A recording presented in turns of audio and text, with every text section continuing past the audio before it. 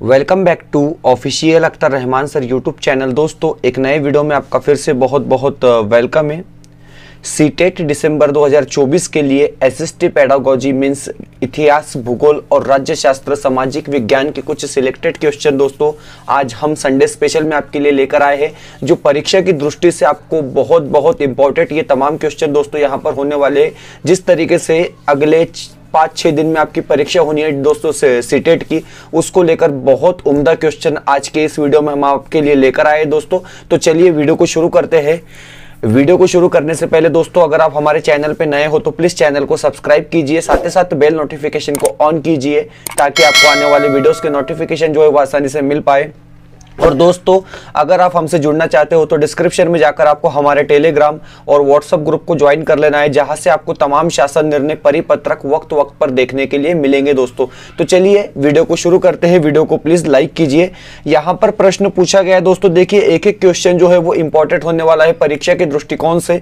प्रश्न पूछा गया है कि निम्नलिखित में से कौन सा युग्म मुगल चार बाग का एक स्थल नहीं है। तो देखिए दोस्तों मुगल चार बाग का एक स्थल नहीं है, इस तरीके का प्रश्न यहाँ पर पूछा गया है और 4 ऑप्शन आपको दिए गए दोस्तों। तो देखिए हुमायूं का मकबरा, कुवत उल इस्लाम मस्जिद, शालीमार बाग या फिर लाल महल बारी। इस तरीके से 4 ऑप्शन आपको दिए गए दोस्तों और इसमें से आपको बताना है कि मुगल चार बाग का एक स्थल नहीं है। तो देखिए दोस्तों कुव्वत उल इस्लाम मस्जिद जो है हमारा यहाँ पर सही जवाब हो जाएगा, क्योंकि ये जो है मुगल चार बाग का एक स्थल यहाँ पर नहीं होता है दोस्तों। तो बिल्कुल ऑप्शन नंबर 2 जो है हमारा वो यहाँ पर राइट आंसर रहेगा। ऑप्शन नंबर 2 बिल्कुल सही आंसर रहेगा। हम बढ़ते हैं अपने अगले प्रश्न की तरफ, प्रश्न क्रमांक 2।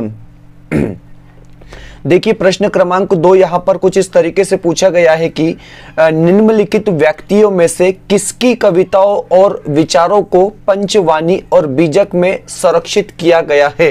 तो देखिए दोस्तों मोस्ट आईएमपी ये क्वेश्चन है, आपको बताना है कि किसकी कविता और विचारों को पंचवाणी और बीजक में संरक्षित किया गया है। इस तरीके का प्रश्न यहाँ पर पूछा गया है। 4 ऑप्शन आपको दिए गए दोस्तों, कबीर, गुरु नानक, मीराबाई या फिर रविदास। इस तरीके के 4 ऑप्शन आपको यहाँ पर दिए गए और जहां पर आप बीजक देखते हैं, जहां पर आप पंचवाणी देखते हैं, तो दोस्तों आपको पता होना चाहिए कि इसका संबंध जो है वो संत कबीर से है। ऑप्शन नंबर 1 जो है हमारा वो यहाँ पर सही जवाब रहेगा। ऑप्शन नंबर 1 जो है हमारा वो बिल्कुल राइट आंसर रहेगा दोस्तों। ये वीडियो काफी इंपॉर्टेंट है दोस्तों परीक्षा के दृष्टिकोण से, क्योंकि जो भी क्वेश्चन हम अपने चैनल के माध्यम से लाते हैं वो परीक्षा की दृष्टि से बहुत बहुत इंपॉर्टेंट होते हैं दोस्तों।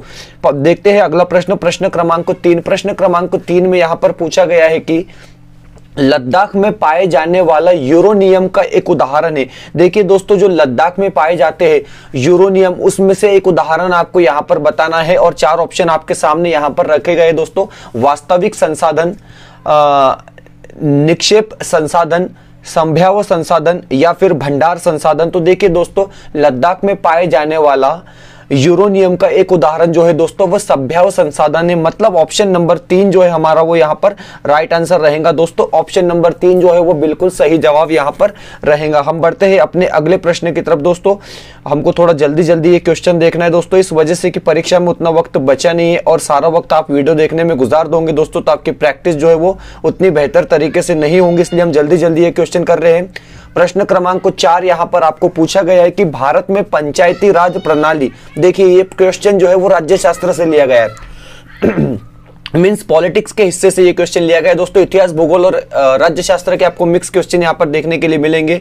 प्रणाली के संबंध में निम्नलिखित में से कौन सा कथन सही है। देखिए दोस्तों पंचायत राज की बात हम यहाँ पर कर रहे हैं। भारत में जो पंचायती राज प्रणाली के संबंध में निम्नलिखित में से कौन सा कथन सही है, इस प्रकार का प्रश्न यहाँ पर आपको पूछा गया है और 4 ऑप्शन आपको दिए गए। जिला परिषद पंचायत राज प्रणाली का द्वितीय स्तर है, ओके। ग्राम सभा के सचिव का चुनाव उसके सदस्य द्वारा किया जाता है। ऑप्शन क्रमांक 3 में बताया गया कि ग्राम पंचायत की अवधि 4 वर्ष की होती है और फिर ऑप्शन नंबर 5 में बताया जा रहा है कि संवैधानिक दिशा निर्देशों के अंतर्गत देश के प्रत्येक राज्यों में पंचायतों के संबंध में अपने कानून होते हैं। इस प्रकार के 4 ऑप्शन आपको पंचायती राज के संबंध में दिए गए दोस्तों और आपको यहां पर बताना है कि पंचायती राज के लिए सही कथन कौन सा है। तो देखिए ऑप्शन क्रमांक 4 की बात आप जहां पर करते हैं दोस्तों कि संवैधानिक दिशा निर्देशों के अंतर्गत देश के प्रत्येक राज्यों में पंचायतों के संबंध में अपने कानून होते हैं, तो ये हमारा बिल्कुल सही कथन दोस्तों यहां पर रहने वाला है। ऑप्शन नंबर 4 जो आप कहेंगे तो ये बिल्कुल राइट आंसर यहां पर हो जाएगा। ऑप्शन नंबर 4 बिल्कुल सही आंसर यहां पर रहेगा। हम बढ़ते हैं अपने अगले प्रश्न की तरफ, प्रश्न क्रमांक 5। प्रश्न क्रमांक 5 यहां पर इस प्रकार आपको पूछा गया है कि राज्य की विधि का अंग से अभिप्राय है। इस प्रकार का प्रश्न है दोस्तों और मोस्ट आईएमपी क्वेश्चन है दोस्तों। इसी प्रकार के क्वेश्चन जो है आपको पॉलिटिक्स के सेक्शन में, राज्य शास्त्र के सेक्शन में दोस्तों देखने के लिए मिलेंगे। बिल्कुल सर्वोच्च न्यायालय के न्यायाधीश, ऑप्शन क्रमांक 2 बताया जा रहा है कि कानून लागू करने के लिए उत्तरदायी नौकरशाह, ऑप्शन नंबर 3 में बताया जा रहा है कि नागरिकों द्वारा निर्वाचित प्रतिनिधि, और ऑप्शन नंबर 4 में आपको बताया जा रहा है कि देश का प्रत्येक नागरिक। इस प्रकार के 4 ऑप्शन आपके सामने यहां पर रखे गए दोस्तों। आपको बताना है कि राज्य की विधि का अंग से अभिप्राय। तो देखिए दोस्तों, नागरिकों द्वारा निर्वाचित प्रतिनिधि जहां पर भी आपको दिखेगा वो आपका सही जवाब होगा दोस्तों। ऑप्शन नंबर 3 जो है हमारा वो राइट आंसर होगा यहां पर कि नागरिकों द्वारा निर्वाचित प्रतिनिधि, इसको हम विधेयिका कहते हैं दोस्तों। ऑप्शन नंबर 3 जो है वो बिल्कुल राइट आंसर यहां पर रहेगा। हम बढ़ते हैं अपने अगले प्रश्न की तरफ, प्रश्न क्रमांक 6। देखिए प्रश्न क्रमांक 6 कुछ इस तरीके से आपके सामने है दोस्तों, और ये क्वेश्चन जो होगा वो ज्योग्राफी से रिलेटेड है, भूगोल विषय से संबंधित ये प्रश्न आपके सामने यहां पर पूछा गया है कि गर्म जल के झरने डैश डैश से प्राप्त ताप ऊर्जा के परिणाम स्वरूप बनते हैं। इस प्रकार का प्रश्न दोस्तों आपको यहां पर पूछा गया है, और इसके लिए 4 ऑप्शन भी आपको यहां पर दिए गए, सौर ऊर्जा, भूतापीय ऊर्जा, ज्वारीय ऊर्जा, पवन ऊर्जा। इस प्रकार के 4 ऑप्शन आपको यहां पर बताए गए दोस्तों। आपको पता होना चाहिए कि गर्म जल के जो झरने होते हैं दोस्तों वो भूतापीय ऊर्जा से प्राप्त ताप ऊर्जा के परिणाम स्वरूप बनते हैं। मतलब ऑप्शन नंबर 2 जो है अगर आप कहोगे इसको तो ये बिल्कुल सही आंसर होगा दोस्तों। ऑप्शन नंबर 2 जो है हमारा वो बिल्कुल राइट आंसर यहां पर रहेगा। हम बढ़ते हैं अपने अगले क्वेश्चन की तरफ दोस्तों। ज्यादा वक्त हमने यहां पर लेना नहीं है, मैं आपको बार बार यही कह रहा हूं दोस्तों। तो देखिए प्रश्न क्रमांक 7 यहां पर पूछा गया है कि क्वेश्चन नंबर 7 यहां पर आपको पूछा जा रहा है कि ऋतु प्रवास से अभिप्राय है। अब ऋतु प्रवास का मतलब क्या होता है, इस तरीके का प्रश्न यहां पर आपको पूछा गया है, और 4 ऑप्शन दोस्तों यहां पर आपको दिए गए। नए चारागाहों की खोज में अपने पशुधन के साथ लोगों के ऋतुवत गतिशीलता, इस प्रकार का ऑप्शन 1 बताया गया है। वन्य प्राणियों की ऋतुवत गतिशीलता, फसल कटाई की अवधि के दौरान श्रम शक्ति का नगर से गांव की ओर प्रवसन, या फिर लोगों को अपनी जीविका के लिए ऋतुवत गतिशीलता। इस प्रकार के 4 ऑप्शन आपको यहां पर दिए गए दोस्तों, और आपसे पूछा गया है कि ऋतु प्रवास से अभिप्राय क्या है दोस्तों। तो आप बताएंगे ऑप्शन नंबर 1 की अगर आप बात करोगे दोस्तों कि नए चारागाहों के खोज में पशुधन के साथ लोगों की ऋतुवत गतिशीलता, तो बिल्कुल ऑप्शन नंबर 1 जो है हमारा वो यहां पर राइट आंसर रहेगा दोस्तों। ऑप्शन नंबर 1 जो है हमारा वो बिल्कुल सही आंसर यहां पर हो जाएगा। चलिए बढ़ते हैं हम अगले प्रश्न की तरफ, बात करते हैं हम प्रश्न क्रमांक 8 की। देखिए प्रश्न क्रमांक 8 यहां पर पूछा गया है दोस्तों, वायुमंडल की परत के बारे में यहां पर क्वेश्चन पूछा गया है। और वायुमंडल की परत की अगर आप बात करोगे दोस्तों तो एक क्वेश्चन तो फिक्स होता है, बिल्कुल एक क्वेश्चन जो है वो फिक्स होता है सीटेट के, सीडीपी के, एसएसटी के सेक्शन में। वायुमंडल परतों में से कौन सी परत रेडियो प्रसारण में सहायक करती है दोस्तों। सभी को पता होना चाहिए कि रेडियो प्रसारण में सहायक कौन सी है, क्षोभ मंडल, मध्य मंडल, बाह्य मंडल, या फिर समताप मंडल। इस प्रकार के 4 ऑप्शन आपको दिए गए दोस्तों, और जहां से रेडियो प्रसारण में जो सहायता होती है उसको हम कहेंगे वायुमंडल। ऑप्शन नंबर 3 जो है हमारा वो बिल्कुल राइट आंसर दोस्तों यहां पर रहेगा। ऑप्शन नंबर 3 जो है हमारा वो बिल्कुल सही आंसर यहां पर रहेगा दोस्तों। चलिए बढ़ते हैं अपने अगले प्रश्न की तरफ, प्रश्न क्रमांक 9। देखिए प्रश्न क्रमांक 9 यहां पर पूछा गया है कि निम्नलिखित क्षेत्रों में से किसमें चुनुक स्थानीय पवन चलती है दोस्तों। देखिए चुनुक स्थानीय पवन कहां पर चलती है। आपको 4 गौताड़ प्रदेश के नाम यहां पर दिए हैं, घास के जो प्रदेश है उनके नाम यहां पर दिए, प्रेरी, सावना, पंपास, वेल्ड। तो इस प्रकार के 4 ऑप्शन आपको दिए दोस्तों, और इसका जो सही आंसर है, मतलब प्रश्न पूछा गया है कि चुनुक स्तनीय पवन चलती है, कहां चलती है, तो प्रेरी में चलती है दोस्तों। ऑप्शन नंबर 1 जो है हमारा वो राइट आंसर यहां पर रहेगा। ऑप्शन नंबर 1 जो है वो बिल्कुल सही आंसर यहां पर आप कह सकते हैं। चलिए अगले क्वेश्चन की तरफ बढ़ते हैं, क्वेश्चन नंबर 10।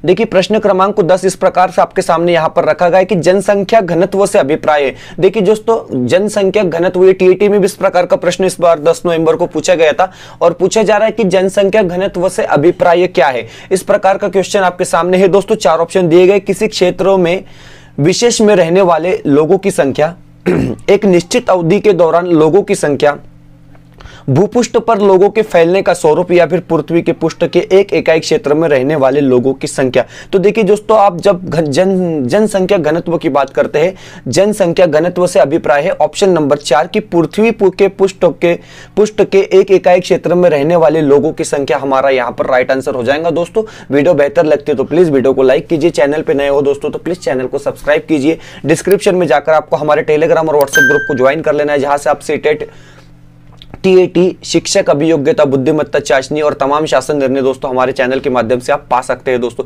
साथ ही साथ अगर आप फ्री में सीटेट दिसंबर 2024 के लिए वीडियो देखना चाहते हैं दोस्तों, तो मराठी भाषा पेडागोजी, हिंदी भाषा pedagogy, SST pedagogy and child development and pedagogy के तमाम वीडियोस जो है दोस्तों हमारे चैनल पर प्लेलिस्ट के स्वरूप में मौजूद है। दोस्तों आप वहां से जाकर बिल्कुल फ्री में आप सीटेट दिसंबर 2024 के लिए सिलेक्टेड क्वेश्चन हमारे चैनल के माध्यम से देख सकते हैं। हम बढ़ते अपने अगले प्रश्न की तरफ। वीडियो को दोस्तों प्लीज लाइक कर देंगे। प्रश्न क्रमांक 11 यहां पर पूछा गया है कि आप देखेंगे दोस्तों, आदि मानव के संदर्भ में प्रश्न पूछा गया है, आदि मानव किसान कैसे बने। मोस्ट आईएमपी प्रश्न है दोस्तों, इतिहास विषय से लिया गया ये प्रश्न है कि आदि मानव किसान कैसे बने। देखिए, जमीन पर चावल के बीज बोने से, ग्राम प्रधान से मंजूरी मिलने के बाद, कृषि योग्य जमीन क्रय करके या फिर फसलों की खेती में अनुभव प्राप्त करके। तो याद रखेंगे दोस्तों कि आदि मानव किसान कैसे बने, तो फसलों की जो खेती थी उससे अनुभव प्राप्त कर कर आदि मानव किसान बने। मतलब ऑप्शन नंबर 4 जो है आपका वो यहाँ पर राइट आंसर रहेगा। ऑप्शन नंबर 4 जो है आपका वो बिल्कुल सही आंसर यहाँ पर रहेगा। हम बात करते हैं अपने अगले प्रश्न की। प्रश्न क्रमांक 12 यहाँ पर आपको पूछा गया है दोस्तों। देखिए, ये क्वेश्चन भी जो है इतिहास से लिया गया है, हिस्ट्री से लिया गया है दोस्तों, और पूछा गया है कि बिल्कुल एक एक क्वेश्चन जो है वो एनसीईआरटी की किताब में से लिए गए हैं। यहां पर वह स्थान जहां के स्त्री पुरुष ने गेहूं, जौ उगाना और भेड़ बकरी पालना सबसे पहले सीखा। 4 ऑप्शन दिए गए, मोहनजोदड़ो, मोहरगढ़, कोल्डिवावा या फिर चिरांद। इस प्रकार के 4 ऑप्शन आपको दिए गए। दोस्तों आपको पता होना चाहिए कि गेहूं, जौ उगाना और भेड़ बकरियां पालना सबसे पहले कहां पहले सीखा गया, तो वो मेहरगढ़ इसका जवाब होगा। दोस्तों ऑप्शन नंबर 2 जो है हमारा वो राइट आंसर यहां पर रहेगा। ऑप्शन नंबर 2 जो है हमारा वो बिल्कुल परफेक्ट आंसर दोस्तों यहां पर रहेगा। हम बात करते हैं अपने अगले प्रश्न की। प्रश्न क्रमांक 13। देखिए, क्वेश्चन नंबर 13 यहां पर पूछा गया है कि अशोक के धम्म के संदर्भ में क्या असत्य है। देखिए दोस्तों, सम्राट अशोक को लेकर क्वेश्चन यहां पर पूछा गया है और बताया जा रहा है कि अशोक के धम्म के संदर्भ में क्या असत्य है। मतलब कुछ असत्य है, कुछ गलत यहां पर दिया गया है, वो चीज को हमको यहां पर ढूंढना है दोस्तों। नौकरों से सद्व्यवहार, तो देखिए नौकरों से सद्व्यवहार तो बिल्कुल सही है, बिल्कुल सही है, ये असत्य नहीं होगा। लोगों का नैतिक उत्थान, तो देखिए दोस्तों लोगों का नैतिक उत्थान भी जो है वो राइट होगा, ये भी असत्य नहीं होगा। विशिष्ट देवता की पूजा, ओके, विशिष्ट देवता की पूजा यहाँ पर गलत दिया है दोस्तों, असत्य दिया गया है। माता पिता एवं गुरुजनों का आदर भी जो है वो अशोक के धम्म में शामिल था दोस्तों। तो आपको पता है जो हमारा आंसर होगा वो होगा विशिष्ट देवता की पूजा, क्योंकि ये यहाँ पर असत्य दिया है। ऑप्शन नंबर 3 जो है हमारा वो राइट आंसर यहां पर रहेगा। हम बढ़ते हैं अपने अगले प्रश्न की तरफ। प्रश्न क्रमांक 14। देखिए दोस्तों, पॉलिटिक्स क्वेश्चन से किताब से ये प्रश्न लिया गया है। राज्य शास्त्र की अगर आप बात कर रहे हो, भारतीय संविधान किसके द्वारा स्वीकृत है, इस प्रकार का प्रश्न यहां पर आपको पूछा गया है और 4 ऑप्शन आपको यहां पर दिए गए। संविधान सभा द्वारा, भारत की संसद द्वारा, प्रथम निर्वाचित सरकार द्वारा या फिर भारत की जनता द्वारा। तो आपको पता होना चाहिए दोस्तों कि भारत का जो संविधान है वो किसके द्वारा स्वीकृत है, तो भारत की जनता के द्वारा, भारत की जनता के द्वारा स्वीकृत है। ऑप्शन नंबर 4 हमारा बिल्कुल राइट आंसर यहां पर रहेगा दोस्तों। ऑप्शन नंबर 4 जो है वो बिल्कुल सही आंसर यहां पर रहेगा। हम बात करते हैं अपने अगले प्रश्न की। प्रश्न क्रमांक 15। देखिए, प्रश्न क्रमांक 15 यहां पर पूछा गया कि भूकंप की तीव्रता सर्वाधिक कहां होती है। देखिए दोस्तों, मोस्ट आईएमपी क्वेश्चन है भूकंप के संदर्भ में कि भूकंप की जो तीव्रता होती है वो सर्वाधिक कहां होती है। इस प्रकार का प्रश्न आपको यहां पर पूछा गया है। 4 ऑप्शन आपको दिए गए। अधिकेंद्र के पास, अधिकेंद्र से दूर, उद्गम केंद्र के पास या फिर उद्गम केंद्र के दूर। इस प्रकार के 4 ऑप्शन आपको दिए गए और यहां पर प्रश्न है कि भूकंप की जो तीव्रता होती है वो सर्वाधिक कहां होती है दोस्तों। तो ऑप्शन नंबर 1 जो है वो बिल्कुल राइट आंसर होगा कि अधिकेंद्र के पास जो है भूकंप की तीव्रता सर्वाधिक होती है। मतलब ऑप्शन नंबर 1 जो है वो बिल्कुल राइट आंसर यहां पर दिया गया है। दोस्तों बात करते हैं हम अगले क्वेश्चन की। फिर एक क्वेश्चन जो है यहां पर भूकंप से जुड़ा है दोस्तों, कि भूकंपी तरंगों कैसी होती है। देखिए दोस्तों, भूकंपी तरंगे कैसी होती है, इस प्रकार का प्रश्न यहां पर आपको पूछा गया है और 4 ऑप्शन आपको यहां पर दिए गए हैं। ध्वनि तरंगों जैसी होती है, प्रकाश तरंगों जैसी होती है, जल तरंगों जैसी होती है, या फिर इन सभी तरंगों जैसी होती है। तो देखिए दोस्तों, याद रखेंगे कि जो भूकंप की तरंगे होती है वो कैसी होती है, तो जल तरंगे जैसी होती है। मतलब ऑप्शन नंबर 3 की अगर आप बात करोगे तो ऑप्शन नंबर 3 आपका बिल्कुल यहां पर राइट आंसर रहेगा दोस्तों। प्रश्न क्रमांक 16 का जो जवाब होगा वो ऑप्शन नंबर 3 होगा। चलिए बढ़ते हैं नेक्स्ट क्वेश्चन की तरफ। दोस्तों ज्यादा वक्त हम इस वीडियो में नहीं लेने वाले, बस और कुछ वक्त आपको यहां पर गुजारना है, क्योंकि यहां पर जो क्वेश्चन आपके सामने है वो परीक्षा की दृष्टि से बहुत बहुत इंपॉर्टेंट प्रश्न होने वाले हैं दोस्तों। लोकसभा का कार्यकाल, 15 क्वेश्चन आपको पॉलिटिक्स के पूछे जाते हैं दोस्तों, राज्य शास्त्र के पूछे जाते हैं, याद रखेंगे। इसलिए हमने राज्य शास्त्र के ज्यादा से ज्यादा क्वेश्चन लेने का यहाँ पर कोशिश की, क्योंकि आप राज्य शास्त्र या पॉलिटिक्स की उतनी प्रैक्टिस नहीं करते हैं दोस्तों, हमको पता है। लोकसभा का कार्यकाल, देखिए दोस्तों, लोकसभा के कार्यकाल को लेकर यहाँ पर प्रश्न पूछा गया है और 4 कथन आपके सामने, 4 विधान आपके सामने यहाँ पर दिए गए कि किसी भी परिस्थिति में बढ़ाया नहीं जा सकता। तो देखिए दोस्तों, ये चीज गलत है, क्योंकि लोकसभा का कार्यकाल जो है वो बढ़ाया जा सकता है, बढ़ाया जा सकता है, ठीक है। एक बार में केवल 6 महीने के लिए बढ़ाया जा सकता है, इस तरीके से यहां पर बताया है। आपातकाल के दौरान एक बार में 1 वर्ष तक बढ़ाया जा सकता है। आपातकाल के दौरान एक बार में 2 वर्ष के लिए बढ़ाया जा सकता है। इस प्रकार के 4 कथन आपको यहां पर दिए गए दोस्तों। और लोकसभा के कार्यकाल के बारे में अगर आप बात करेंगे और सत्य विधान की अगर आप यहां पर बात करेंगे दोस्तों, तो आपातकाल के दौरान एक बार में 1 वर्ष तक बढ़ाया जा सकता है। मतलब ऑप्शन नंबर 3 जो है हमारा वो राइट आंसर यहां पर होगा दोस्तों, कि आपातकाल के दौरान एक बार में 1 वर्ष तक बढ़ाया जा सकता है। ये बात आप याद रख लेंगे दोस्तों, क्योंकि पॉलिटिक्स के क्वेश्चन जो है वो हम गलत करते हैं दोस्तों। बढ़ते अपने अगले प्रश्न की तरफ, प्रश्न क्रमांक 18। प्रश्न क्रमांक 18 यहां पर पूछा गया है कि देखेंगे, अंग्रेजों की बांटो और राज करो नीति का सबसे बड़ा प्रमाण था। देखिए दोस्तों, मोस्ट आईएमपी क्वेश्चन है, यहां पर पूछा गया है कि अंग्रेजों की बांटो और राज करो नीति का सबसे बड़ा प्रमाण था, मतलब सबसे ज्यादा इफेक्ट किस चीज पर पड़ा है दोस्तों। तो देखिए, बंगाल के विभाजन की बात आप यहां पर करेंगे, वर्नाक्युलर प्रेस एक्ट की अगर आप यहां पर बात करोगे, स्वदेशी आंदोलन की बात यहां पर आप करोगे, या शिक्षा नीति की बात आप यहां पर करोगे दोस्तों, तो आपको पता होना चाहिए कि बांटो और राज करो नीति का जो सबसे बड़ा प्रमाण था वो बंगाल विभाजन से जुड़ा था दोस्तों। ऑप्शन नंबर 1 जो है वो बिल्कुल राइट आंसर यहां पर होगा, क्योंकि इसका जो सबसे बड़ा प्रमाण था वो बंगाल विभाजन से जुड़ा था। बांटो और राज करो, याद रखेंगे। ऑप्शन नंबर 1 जो है हमारा वो राइट आंसर यहां पर रहेगा, ऑप्शन नंबर 1। बढ़ते हैं अपने अगले प्रश्न की तरफ, प्रश्न क्रमांक 19। देखिए, प्रश्न क्रमांक 19 ज्योग्राफी से रिलेटेड है, भूगोल विषय का ये प्रश्न है। अधात्विक खनिज का अच्छा उदाहरण है। देखिए दोस्तों, अधात्विक खनिज के बारे में आपको यहां पर पूछा गया है, और अधात्विक खनिज का उदाहरण क्या है, इस तरीके का प्रश्न यहां पर आपको पूछा गया है। लोहा ऑप्शन में दिया गया है, सोना बताया गया है, अभ्रक या फिर चांदी। तो देखिए दोस्तों, आप अधात्विक खनिज की अगर बात करोगे तो इसके लिए आपको जवाब मिल जाएगा अभ्रक। ऑप्शन नंबर 3 जो है हमारा वो राइट आंसर यहां पर रहेगा। अभ्रक जो है वो बिल्कुल सही आंसर हमारा यहां पर रहेगा दोस्तों। बढ़ते हैं हम अपने अगले प्रश्न की तरफ, प्रश्न क्रमांक 25। देखिए, प्रश्न क्रमांक 25 कुछ इस तरीके से आपके सामने यहां पर रखा गया है दोस्तों, और पूछा गया है कि रेजिडेंसी का तात्पर्य था। देखिए दोस्तों, रेजिडेंसी किसे कहते थे, ये भूतकाल का प्रश्न है। पहले होता था कि रेजिडेंसी किसे कहते थे, इस प्रकार का प्रश्न है। भारतीय रियासतों के दरबार में गवर्नर जनरल का प्रतिनिधि, भारतीय रियासतों में गवर्नर जनरल के प्रतिनिधि का सरकारी मकान, पलटन या एक प्रमुख सेना अधिकारी। इस प्रकार के 4 ऑप्शन आपको यहां पर दिए गए दोस्तों। और अगर आप बात करोगे रेजिडेंसी, तो रेजिडेंसी से तात्पर्य है दोस्तों भारतीय रियासतों में गवर्नर जनरल के प्रतिनिधि का सरकारी मकान। मतलब ऑप्शन नंबर 2 की अगर आप बात करोगे तो ऑप्शन नंबर 2 जो है आपका वो यहां पर राइट आंसर होगा दोस्तों।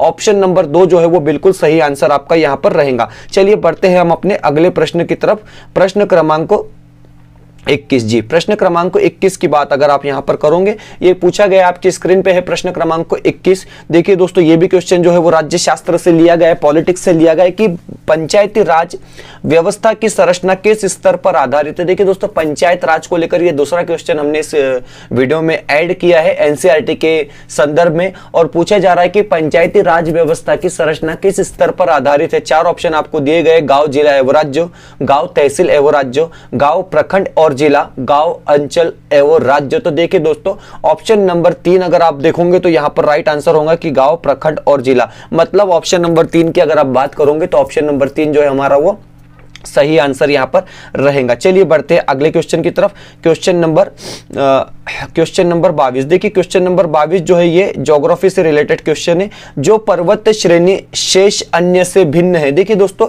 जो पर्वत श्रेणी जो है वो अलग है या शेष से भिन्न है, इस तरीके का प्रश्न यहां पर पूछा गया है। वो कौन सी पर्वत श्रेणी है, इस प्रकार का क्वेश्चन आपके सामने है। आपको 4 ऑप्शन दिए गए दोस्तों। आल्प्स पर्वत की अगर आप बात करोगे, एंडीज पर्वत की आप बात करोगे, ऑप्लेशियन की अगर आप बात करोगे या हिमालय पर्वत की आप बात करोगे। इस तरीके से 4 ऑप्शन आपके सामने दिए गए और आपको बताना है कि जो पर्वत श्रेणी शेष अन्य से भिन्न है वो पर्वत श्रेणी हो जाती है दोस्तों ऑप्शन नंबर 3 की अगर आप बात करोगे ऑप्लेशियन। मतलब ऑप्शन नंबर 3 हमारा यहां पर राइट आंसर होगा दोस्तों। ऑप्शन नंबर 3 जो है हमारा वो बिल्कुल सही जवाब यहां पर रहेगा। चलिए बढ़ते हैं अपने अगले प्रश्न की तरफ। प्रश्न क्रमांक 23। देखिए दोस्तों ये क्वेश्चन जो है 2-3 बार रिपीट हो चुका है एग्जाम में। टीईटी की अगर आप बात करते हो, आप सीटेट की बात करते हो, एसएसटी पेडागोजी के सेक्शन में कई बार ये क्वेश्चन रिपीट हो चुका है दोस्तों, इसलिए हमने इस क्वेश्चन को ऐड किया। हो सकता है इस बार भी ये क्वेश्चन पूछा जाए। कौन सा देश भारत के साथ सबसे लंबी सीमा साझा करता है, इस प्रकार का प्रश्न यहां पर पूछा गया है। और 4 ऑप्शन आपको यहां पर दिए, बांग्लादेश,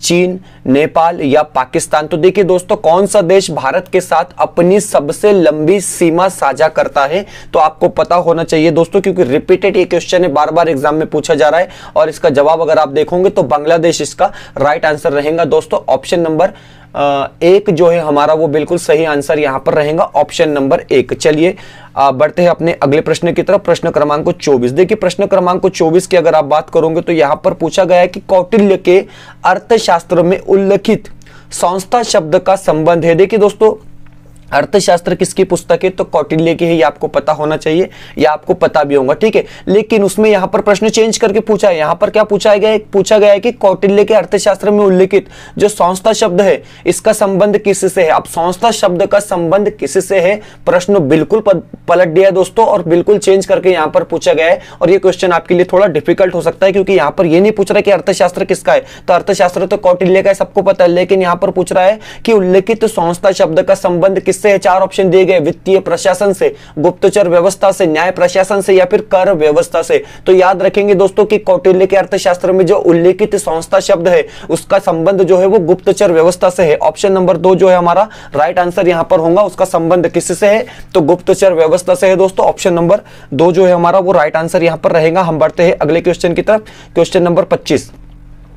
देखिए प्रश्न क्रमांक 25 यहां पर पूछा गया है कि भारत का संविधान गणतंत्रीय है क्योंकि वह, 4 ऑप्शन आपको दिए गए दोस्तों। राज्यशास्त्र के आज मैक्सिमम क्वेश्चन आपको इस वीडियो में देखने के लिए मिल रहे हैं। और पूछा गया है कि भारत का संविधान गणतंत्रीय है क्योंकि वह वयस्क मताधिकार को उपबंध करता है, मूल अधिकारों का समावेश करता है, कोई वंशागत तत्व नहीं देखता, एक निर्वाचित संसद का उपबंध करता है दोस्तों। तो देखिए आपको पता होना चाहिए कि भारत का जो संविधान है वो गणतंत्रीय है क्योंकि वह एक निर्वाचित संसद का उपबंध करता है। मतलब अगर आप बात करोगे ऑप्शन नंबर 4 की, ऑप्शन नंबर 4 की अगर आप बात करोगे तो सही आंसर होगा एक निर्वाचित संसद का उपबंध करता है, हमारा यहां पर बिल्कुल राइट आंसर रहेगा दोस्तों। आगे बढ़ते हैं अगले क्वेश्चन की तरफ। Question number 26। अब देखिए दोस्तों कुछ अगले 3-4 क्वेश्चन जो है आपको ये पेडागोजी के संदर्भ में यहां पर पूछे गए। मैं आपको बताऊंगा कि 15 नंबर की एसएसटी पेडागोजी आपको जो है दोस्तों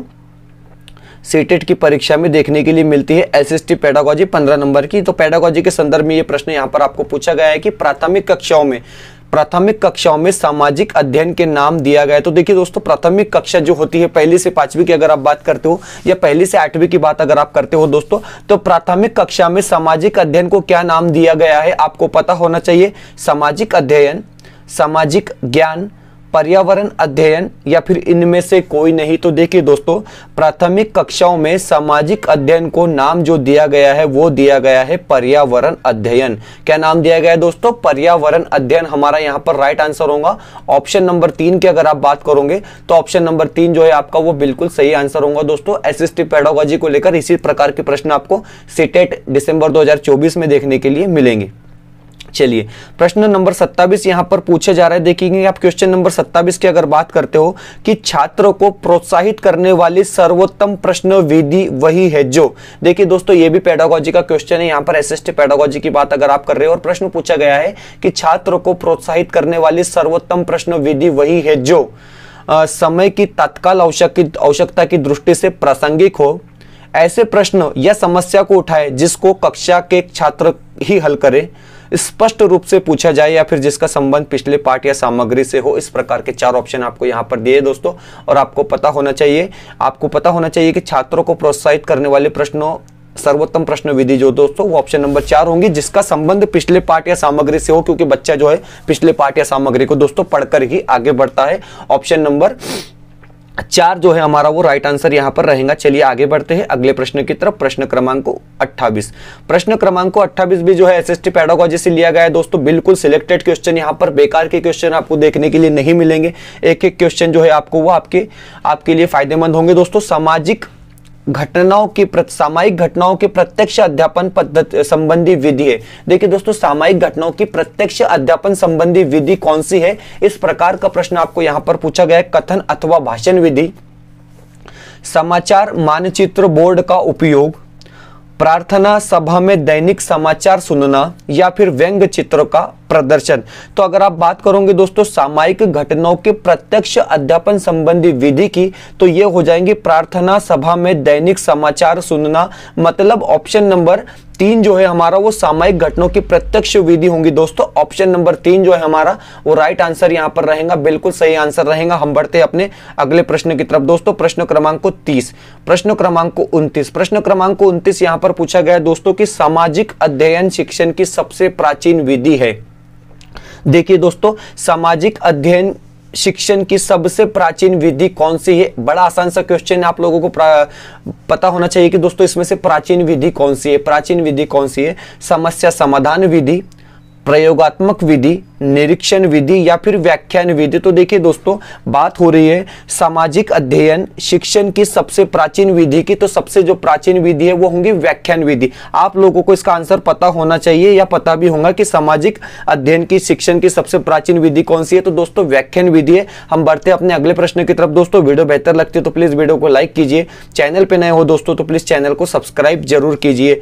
चलिए बढ़ते हैं अगले प्रश्न की तरफ। प्रश्न पूछा गया है भारत में सूफी संप्रदाय के संस्थापक कौन थे। देखिए दोस्तों ये क्वेश्चन भी 2 बार परीक्षा में पूछा जा चुका है, 2011 से लेकर 24 तक, और पूछा जा रहा है कि भारत में सूफी संप्रदाय के संस्थापक कौन थे या संस्थापक थे। 4 ऑप्शन आपको दिया गया है दोस्तों। ख्वाजा कुतुबुद्दीन बख्तियार काकी, शेख निजामुद्दीन औलिया, ख्वाजा मोइनुद्दीन चिश्ती या फिर शेख नसरुद्दीन महमूद। इस प्रकार के 4 ऑप्शन आपको यहां पर दिए गए दोस्तों। और सवाल यहां पर पूछा गया है कि भारत में सूफी संप्रदाय के संस्थापक थे। तो याद रखेंगे दोस्तों कि भारत में सूफी संप्रदाय के जो संस्थापक थे वो कौन थे, वो थे ख्वाजा मोइनुद्दीन चिश्ती अजमेरी। आपको पता होना चाहिए दोस्तों ख्वाजा मोइनुद्दीन चिश्ती अजमेरी हमारा यहां पर सही जवाब है, ऑप्शन नंबर 3। इस तरीके से दोस्तों हमने एसएसटी पेडागोजी को लेकर, इतिहास भूगोल और राज्य शास्त्र को लेकर जो है 30 क्वेश्चन देखे हैं दोस्तों, जो परीक्षा की दृष्टि से बहुत इंपॉर्टेंट ये क्वेश्चन होने वाले हैं दोस्तों।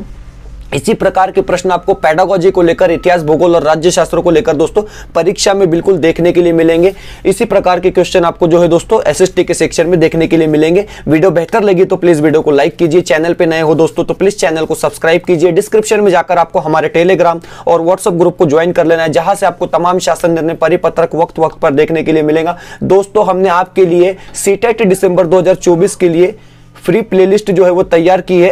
एसएसटी पेडागोजी, हिंदी भाषा पेडागोजी, मराठी भाषा पेडागोजी और चाइल्ड डेवलपमेंट एंड पेडागोजी के आप बिल्कुल फ्री में हमारे चैनल के माध्यम से ये तमाम वीडियो जो है दोस्तों देख सकते हैं। आपके लिए प्लेलिस्ट जो है वो रेडी है। मिलते हैं नए वीडियो में किसी बेहतर अपडेट के साथ।